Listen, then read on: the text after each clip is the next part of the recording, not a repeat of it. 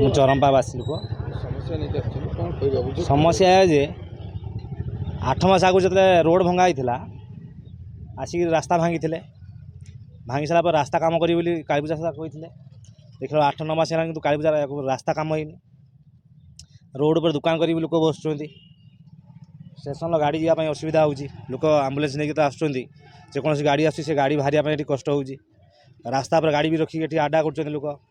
ସେଗୁଡ଼ା କି ପ୍ରଶାସନ କିଛି ବୁଝୁନି କି ରାସ୍ତା କାମ ଆପଣ କମ୍ପ୍ଲିଟ୍ ହେଇପାରିଲା ନାହିଁ, ଯେହେତୁ ସମସ୍ତଙ୍କୁ ଅସୁବିଧା ହେଉଛି। ସମସ୍ୟା କ'ଣ ହେଉଛି ରାସ୍ତାରେ? ଯେତେ ଅସୁବିଧା ପଡ଼ିଛି କ'ଣ ବେଶୀ ସମସ୍ୟା ଦେଖିବା? ସମସ୍ୟା ଏଇ ରାସ୍ତାରେ ପାଣି ଜମୁଛି, ଲୋକ ଗାଡ଼ି ଠିଆ କରୁଛନ୍ତି ରାସ୍ତା ଉପରେ। ଆଗକୁ କାଳୀପୂଜା ଆସୁଛି କିନ୍ତୁ ରାସ୍ତା କାମ ଆପଣ କମ୍ପ୍ଲିଟ୍ ହେଇନି ଜମାରୁ। କହିଥିଲେ ଆମେ 3 ମାସ ଭିତରେ କମ୍ପ୍ଲିଟ୍ କରିଦେବୁ ରାସ୍ତା, କିନ୍ତୁ 8 ମାସ ହେଇଗଲାଣି। ଅଭିଯୋଗ ଏଇଆ ଯେ ଆଗକୁ କାଳୀପୂଜାଟା ଅଛି, ଯଥାଶୀଘ୍ର ରାସ୍ତା କାମଟା ସାରି ଦିଅନ୍ତୁ। ମୋ ନାଁ ଖଗେଶ୍ୱର ବାରିକ, 3 ନମ୍ବର ୱାର୍ଡ଼ର କାଉନସିଲର। ସମସ୍ୟା ଆମର ଯେଉଁ ରେଲୱେ ଷ୍ଟେସନରୁ ଚରମ୍ପା ଛକ ଅଣ୍ଡରଗ୍ରାଉଣ୍ଡ ପାସ୍ ପର୍ଯ୍ୟନ୍ତ ଯେଉଁ ମୁଖ୍ୟ ରାସ୍ତାଟି ଅଛି, ଆଜି ଦୀର୍ଘ 22/1/2024 8 ମାସ ଧରି ଏ ରାସ୍ତା କାମ ଆରମ୍ଭ ହେଲାଣି, କିନ୍ତୁ ଏପର୍ଯ୍ୟନ୍ତ କାମ ସମ୍ପାଦନ ହୋଇପାରୁନାହିଁ, ଯାହାକି ସାଧାରଣ ଲୋକ ଯାତାୟାତ କରିବାର ବହୁତ ଅସୁବିଧାର ସମ୍ମୁଖୀନ ହେଉଛନ୍ତି। ପ୍ରତିଦିନ ଡ୍ରେନେଜ ଯେଉଁ 2 ପାର୍ଶ୍ୱରେ ହେଇଛି ସେଥିରେ ଅଧା ପାନ୍ତାରିଆ ମେଲା ପଡ଼ିଥିବାରୁ ଗୋରୁଗାଈ, ଲୋକ, ଷଣ୍ଢ ଏବଂ ଏଇଭଳି ବିଭିନ୍ନ ପ୍ରକାର ଅସୁବିଧାର ସମ୍ମୁଖୀନ ସେମାନେ ହେଇକି ଇଞ୍ଜୋର୍ଡ ହେଉଛନ୍ତି।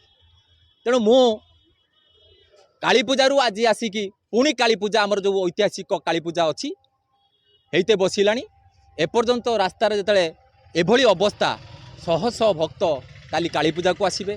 କାଳୀପୂଜା ସହିତ ଦୁର୍ଗା ପୂଜା, ଲକ୍ଷ୍ମୀ ପୂଜା ଏବଂ ଆମର ଯେଉଁ ବିଶ୍ୱକର୍ମା ପୂଜା, ଗଣେଶ ପୂଜା, ଏଭଳି ବିଭିନ୍ନ ପ୍ରକାର ପୂଜା ବର୍ତ୍ତମାନ ପଛକୁ ପଛ ଲାଗି ରହିବ, ଯାହାଫଳରେ କି ଲୋକମାନଙ୍କର ସମସ୍ୟା ବଢ଼ି ଚାଲିବ। ତେଣୁ ମୁଁ ଚାହୁଁଛି ଯଥାଶୀଘ୍ର ଏ ଯେଉଁ ରୋଡ଼ କାମ ଅଧା ପାନ୍ତାରିଆ ହେଇକି ରହିଛି ତାକୁ ସମ୍ପୂର୍ଣ୍ଣ କରାଯାଉ।